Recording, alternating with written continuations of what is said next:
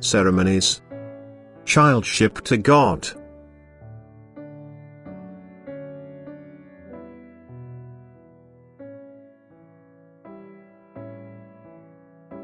Thus God's will was ignored, and this resulted in a dire state of affairs which is seriously endangering the faith.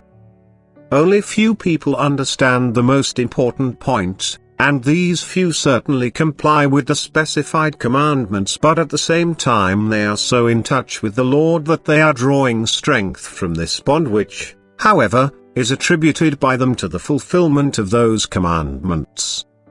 This misguided notion will not, in fact, harm their souls, but this strength can also flow to a person without outwardly recognizable ceremonies, providing the heart seeks and initiates a union with God. Whereas ceremonies without a heartfelt union will not result in any kind of blessing. It is also important to raise the question of childship to God. In accordance with dogma, only a member of the Catholic Church can lay claim to calling himself a child of God. This is a completely wrong point of view which cannot be justified. Anyone who tirelessly works to improve himself and thus strives for perfection, anyone who is always strictly examining himself and his actions, who is always trying to fulfill divine will, takes the childship to God seriously and will be regarded by the Father as his child. But obligations and their fulfillment will never be as valuable as a voluntary joyful service to God. Coercion will never activate one's own will.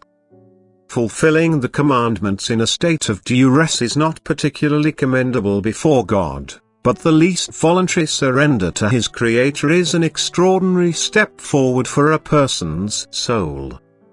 And thus God has in fact always made his will known to humanity, but he has never commanded that his will should be fulfilled as a duty, because it is only of value to him if the human being rises above himself and for the love of God accepts a certain amount.